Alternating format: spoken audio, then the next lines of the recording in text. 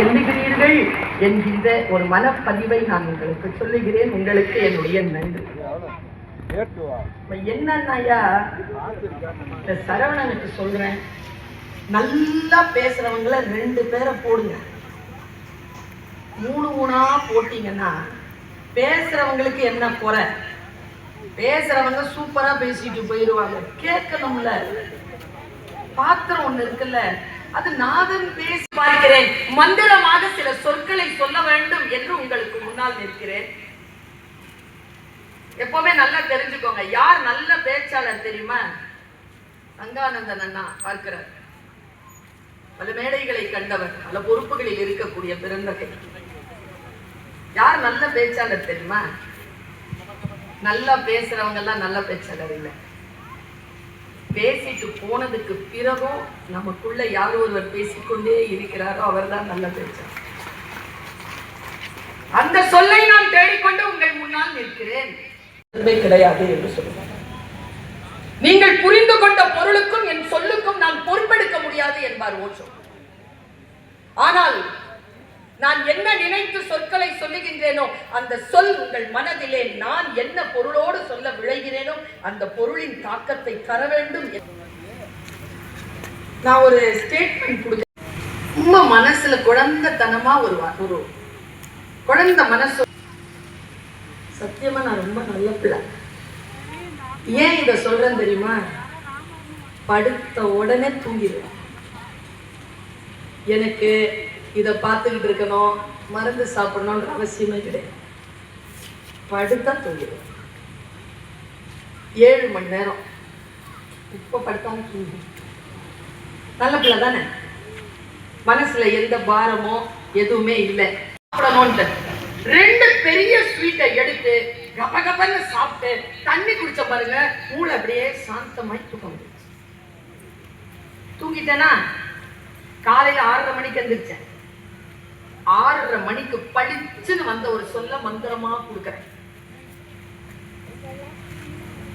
Sweet சாப்பிட்டா stress போகும். இது ஒரு ஸ்டேட்மெண்ட் தான். அது இல்ல ஸ்டேட்மெண்ட். சொல்ல இருக்கிற மந்திரம் என்ன தெரியுமா? அப்புறமா தாங்க எனக்கு ஒரு விஷயம் புரிஞ்சுது. நம்ம ஜெயிச்சுட்டா நம்மள சுத்தி இருக்கிறவன் ஸ்வீட்டு குடி ஸ்வீட்டு குடு ஸ்வீட்டு குடுன்னு ஏன் கேட்டான்?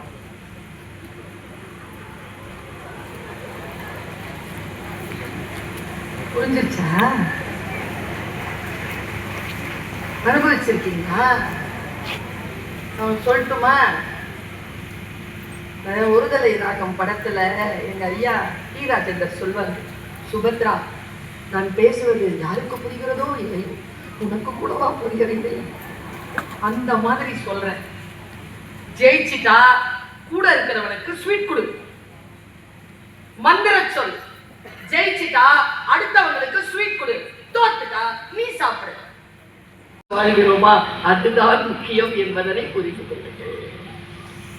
ஒரு விஷயம் புரிஞ்சிருச்சா? இயந்திரத்தில் இப்பொழுது முனைவர் பட்டத்திற்கு முயன்று கொண்டிருக்கிறார். ஒரு 6 மாசத்துல அவரு இங்க வந்துட்டீங்கல்ல, அடுத்த வாட்டி வரும்போது முனைவர் அப்படின்னு தான் வருவீங்க. அவ்வளவு பெரிய ஒரு மனுஷன். அவர் மனைவிய பத்தி ஒரு கமெண்ட் ஒண்ணு கொடுத்தாரா? நாங்க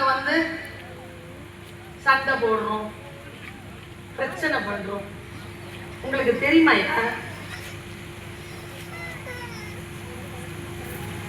மார்ச் 8ஆம் தேதி வேற வருது. உங்களுக்கு ஏதாவது சொல்லிட்டு போகணும்னு எனக்கு தோணுது.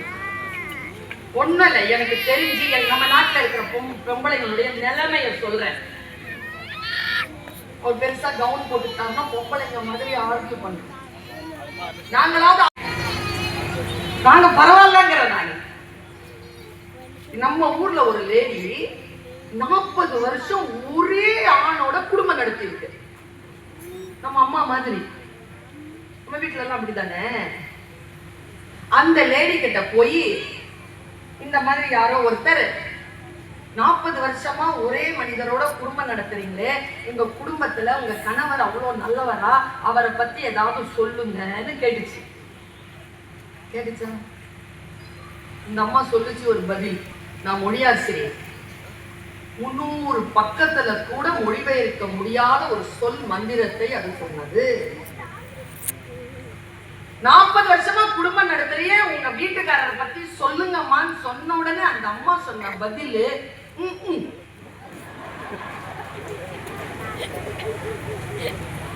இது நம்ம ஊர் லேடி. ஒண்ணும் இல்ல, என் பக்கத்துல உட்காந்து கூட காலால அவ்வளவு நேரம் அமைதியா தானே உட்காந்து இருந்தாங்க. பாத்தீங்களா நீங்க? திடீர்னு பதட்டமானாங்க தெரியுமா? என் பக்கத்துல வந்து உட்காந்துட்டாங்க தெரியுமா? ஒண்ணும் இல்ல, அவர் வீட்டுக்காரங்க அம்மா. ஆமாங்க, நான் சொன்ன உங்க பேரை சொல்லுங்க, சொல்லணும் மேலே. நான் ஒண்ணும் உங்க வீட்டுக்காரங்க இந்த அம்மாட்ட கேளுங்க, இந்த பதில் தான் வரும். வெளிநாட்டுல வர பெண்கள் இருக்காங்களே, நான் சொல்லுகின்ற இந்த மந்திர சொல் இங்கே இருக்கக்கூடிய ஆண்கள் பெண்கள் எல்லோருக்கும் பொதுவான ஒரு குடும்ப ரகசிய சொல்லை சொல்கிறது. வெளிநாட்டில் 65 வயதான ஒரு பெண் சிரிச்சுக்கிட்டே இருக்குங்க, சந்தோஷமா இருக்கு. நம்ம ஊர்ல பாருங்க, பெர்னாட் ஷா சொல்றது மாதிரி 40 வயசுல செத்து போயிடுறாங்க, உதைக்கிறதுக்கு தான் 60-70 வயசு ஆயிடுச்சு. வாழப்பூ மாதிரியே இருக்கு, ஒரு சந்தோஷம் இல்லை, ஒரு மனசுல வந்து ஒரு திடம் இல்லை. ஏதோ காலம் பிள்ளைங்களுக்காக அவர் சொன்னார் தெரியுமா? எனக்கு அந்த பேச்சாளர்கிட்ட பிடிச்சது என்ன தெரியுமா? நான் நினைத்தேன் மாபெரும் சபை என்பது பொதுமக்கள் என்று இல்லை, உனக்கு நீதான் மாபெரும். சந்தோஷமா இருக்குது. அவர்கிட்ட போய் ஒரு கொஸ்டின் கேட்கிறாரு, இந்த மைக்கை நீட்டி இங்கிலீஷ்ல. You seems to be very happy. Are you happy? நீ மிகவும் மகிழ்ந்து இருக்கிறாயே, நீ சந்தோஷமாக இருக்கிறாயா? இந்த பொண்ணு சொல்லுச்சு, yes I am happy. அடுத்ததா ஒரு கேள்வி கேட்டார், are you married? உனக்கு கல்யாணம் ஆயிடுச்சா? நீங்க எல்லாம் சொல்வீங்க இல்லைன்னு. அந்த அம்மா சொன்ன பதில், yes I am married. அந்த ஆள் கேள்வி, still you are happy? இதற்கு பிறகு நீ மகிழ்ச்சியாக இருக்கிறாயா? அந்த அம்மா அந்த பதில மந்திர சொல்ல வீட்டுக்கு எடுத்துட்டு போங்க, இந்த இன்னியோட நிறுத்துங்க. அந்த அம்மா என்ன பதில் தெரியுமா சொல்லுச்சு? அப்படி என்றால் உங்கள் கணவருக்கு நன்றி சொல்ல வேண்டுமே. You give thanks to your husband. அந்த பொண்ணு சொல்லுச்சுங்க, I won't. நான் அவருக்கு நன்றி சொல்ல மாட்டேன். ஏன்னு கேட்டதுக்கு அந்த அம்மா சொன்ன பதில் தான் சூப்பர் பதில். நான் மகிழ்ச்சியாக இருப்பதற்கும் என் கணவருக்கும் தொடர்பு இல்லை. மார்ச் 8 வருதா? தொடர்பு இல்லை சொல்லிட்டு அந்த அம்மா சொல்லிச்சு, இவரை திருமணம் செய்வதற்கு முன்னாலும் நான் மகிழ்ச்சியாக இருந்தேன், இவரை திருமணம் செய்கின்ற அந்த வினாடியிலும் மகிழ்ச்சியாக இருந்தேன், இதோ இப்பொழுதும் நான் மகிழ்ச்சியாக இருக்கிறேன். மகிழ்ச்சியாக இருக்க வேண்டும் என்பது என் முடிவு. நான் என் மகிழ்ச்சியை யார் கையிலும் கொடுப்பது இல்லை. நீங்க ஏன் அந்த ஆள் மேல சாஞ்சிக்கிட்டு மூச்சு முட்டை வச்சுட்டு இருக்கீங்க? இந்த பெண்களுக்கு ஒரு குறிப்பு கொடுக்கவா? உங்கள் வீட்டில் கணவன்மார்கள் 45 வயதை கடந்திருந்தார். என்ன இப்படி சொல்றாங்க, பர்வீன் சுல்தானான்னு பார்க்காதீங்க, அனுபவித்து சொல்லுங்க. உங்கள் வீட்டில் 45 வயது கடந்த ஆண்கள் உங்களுக்கு கணவராக இருந்தார். அவர்கள் நீண்ட நாட்கள் ஆயுளுடன் இருக்க வேண்டும் என்று நீங்கள் விரும்பினார். அவர்களை அவர்கள் நண்பர்கள் அதை பொறுத்துக் கொள்கிறோம். ஒன்று சொல்கிறேன், எப்பொழுது அது பாவம், எப்பொழுது அது குற்றம் என்று தெரிகிறதோ அப்பொழுதே அதை நிறுத்திக் கொண்டு வீட்டிற்கு திரும்புங்கள். மந்திர சொல், குடும்பம் வாழ வேண்டும் என்று சொன்னார்.